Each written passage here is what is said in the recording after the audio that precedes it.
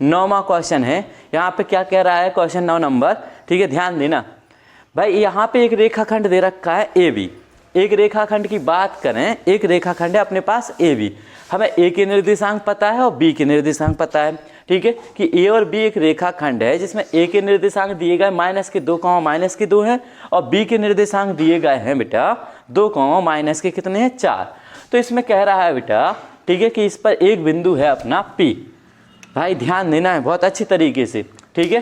तो यहाँ पे बेटा इस P के निर्देशांक हमें ज्ञात करके बताने। जहाँ पे AP की बात करें तो ये भी कंडीशन हमें दे रखी है कि AP बराबर है 3/7 AB, ठीक है। इस प्रकार से क्वेश्चन है, तो हमें इस P के निर्देशांक ज्ञात करके बताने हैं। तो P के निर्देशांक कैसे ज्ञात कर सकत? अगर बेटा देखो क्वेश्चन ऐसा कहता कि P मध्य बिंदु है, यानी P जो पॉइंट है अगर इसके बीच में है तो P के निर्देशांक आसानी से मध्य बिंदु के निर्देशांक लगा देती। लेकिन क्या कह रहा है, यहाँ पे एक कंडीशन दे दी है कि AP जो है यहाँ से A से P तक की दूरी बराबर है 3/7 AB का, ठीक है। इस प्रकार से दिया गया है। तो अगर बेटा हमें P के निर्देशांक चाहिए है तो अगर अनुपात निकल जाए, मान के चलो अगर अनुपात निकल जाए, सौरभ ध्यान दो यार, तो कैसे बैठे, अगर भाई अपन के लिए अनुपात मिल जाए तो निर्देशांक निकालो आसान हो जाए। जो अब इसके लिए बनाए ले रहा x1 y1, ये हो जाएगा अपना x2 और y2। अब भाई P के निर्देशांक के लिए क्या चाहिए हमें, अनुपात। तो अनुपात की बात करें, सबसे पहले हम इसका अनुपात देखेंगे, ठीक है। अनुपात की बात करें भाई तो अनुपात क्या हो जाएगा, तो इसके लिए दिया है अपन के लिए कि जो AP बराबर है बेटा 3/7 और काय के बराबर है AB के। इतनी बात क्लियर हो पा रही, ठीक है। अब बेटा यहाँ पे जो अनुपात चाहिए हमें, क्या चाहिए अनुपात में A से P, ध्यान दो AP बटे कितना चाहिए हमें, PB या B और P, ये अनुपात चाहिए हमें कितना है। अगर ये अनुपात मिल जाता है तो निर्देशांक निकालो, बिल्कुल आसान हो जाए। तो बेटा अपन ने देखो इसको त्रियक गुणा कर दो, इसके बटे में 1 लिया, इसका त्रियक गुणा हो गया 7 AP बराबर ये हो जाएगा 3 AB। क्लियर भाई, इसका गुणा यहाँ पे हो गया, इस एक का गुणा यहाँ पे हो जाएगा, ठीक है। तो ये बात मिल गई। लेकिन बेटा अगर AB पे ध्यान दो, A से B तक की दूरी की बात करें, AB पर ध्यान दो, तो AB के लिए अपन तोड़ के लिखना चाहें तो कितना लिख सकते हैं भाई, ठीक है। गेट बंद कर दियो भैया। देखो भाई हम बात करें, ठीक है, तो 7 AP बराबर कितना हो गया 3 AB, ठीक है। अब बेटा हमें इस AB को क्या लिख सकते हैं, ये बात समझो। AB की बात करें तो AB को क्या लिख सकते हैं, तो AB की लाइन बेटा अगर तोड़ के लिखें तो इसकी लाइन हम ऐसा लिखें, देखो 7 AP बराबर 3। भाई ध्यान दो, ठीक है, यहाँ पे AB की लाइन हमने इसको तोड़ के लिख दिया AP प्लस के BP।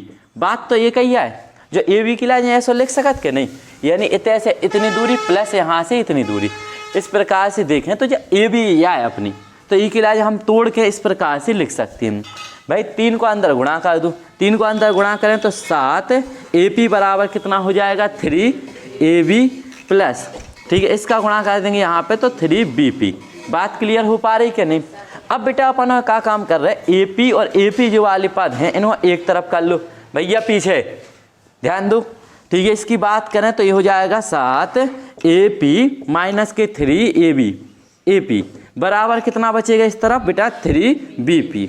बात क्लियर हो पा रही कि नहीं। अगर बेटा 7 में से हम 3 घटा दें तो कितना बचे, ठीक है, ये बच जाएगा अपना बेटा 4, ठीक है, AP, ठीक है, बराबर में कितना हो गया 3B और P। इतने तक बात क्लियर। अब अनुपात का चाहने अपन के लिए बेटा AP बटे BP। तो बेटा ये हो जाएगा, देखो ध्यान दो यहाँ पे अगर इसकी बात करें, ठीक है, तो बेटा जा वाली संख्या इसके लिए यहाँ पे देख लो 4 AP बराबर है 3 BP, ठीक है। ध्यान दियो बेटा अपन ने जा वाली संख्या गुणा में इसको बटे में ले आए और यहाँ से 4 इस तरफ पहुँचा दे, तो जो बनेगा बेटा AP बटे BP बराबर कितना हो जाएगा 3/4। और A की लाइन कह सकत अपन AP अनुपात BP बराबर 3 अनुपात कितना हो जाए 4। क्लियर, ठीक है। देखो भाई ये सबसे पहले हमें अनुपात मिल गया, यहाँ से यहाँ तक का जो अनुपात है अपना ये कितना हो जाएगा 3 अनुपात कितना हो जाएगा भाई 4। क्लियर। तो भाई जब अनुपात हमें मिल गया तो भाई इसकी लाइन का बना लें अपन M1 और M2। क्लियर, ठीक है। तो भाई ये x 1 वाले मान है, ये 2 वाले मान है। अब हमें चाहिए पी के निर्देशांक। तो पी के निर्देशांक के लिए देखो पी के, ठीक है, बात करें पी के निर्देशांक, तो इसके निर्देशांक कितने हो जाए अपने पास, देखो पी के निर्देशांक। तो पी के निर्देशांक के लिए हमने एक फॉर्मूला पढ़ रखा है अंतःविभाजन का। यहाँ क्वेश्चन पे अंतःविभाजन की बात नहीं कर रहा है, लेकिन बेटा जब भी इस प्रकार की स्थिति मिले जहाँ पे अनुपात दे रखा हो या अनुपात निकल के आया हो, तो वहाँ पे हम पी के निर्देशांक बेटा इस प्रकार से ज्ञात कर सकते हैं। तो यहाँ पे फॉर्मूला लगा देंगे अपन m1, ठीक है, x2 प्लस के m2 x1 बटे में कितना हो जाएगा m1 प्लस के m2 कॉमा, ठीक है, m1 y2 प्लस के m2, ठीक है, y1 बटे में कितना हो जाएगा m1 प्लस के m2। क्लियर, ठीक है। अब बेटा इसमें मान रखना है, सभी तुम्हारे पास मान बिल्कुल क्लियर हैं, ठीक है, a के मान दिए गए हैं, ये b के मान दिए गए हैं, सब रख लो, ठीक है। जैसे बेटा हम रखें तो m1 का मान कितना है अपने पास 3, ठीक है, गुणा, ठीक है, यहाँ पे कितना हो जाएगा, x2 की बात करें तो इसका मान है 2 प्लस m2 का मान कितना है भाई 4 गुणा x1 का मान कितना है माइनस के 2, ये भी मान माइनस में है, ठीक, ये प्लस में है, ठीक है। इसका मान देखेंगे तो भाई x1 का मान कितना है माइनस के 2, ठीक है, बटे में m1 प्लस m2, 3 प्लस के कितना हो जाएगा 4 कॉमा, m1 का मान कितना है भाई 3, y2 का मान कितना है, y2 का मान देखो माइनस के 4 प्लस के m2 का मान कितना दिया गया है 4 गुणा y1 का मान कितना हो जाएगा माइनस के 2 और बटे में कितना आ जाएगा बेटा 3 प्लस के 4। कैलकुलेशन देखो भाई, कैलकुलेशन करना आ गया तो जा समझो सवाल का आंसर आसानी से निकाल लो तुमने।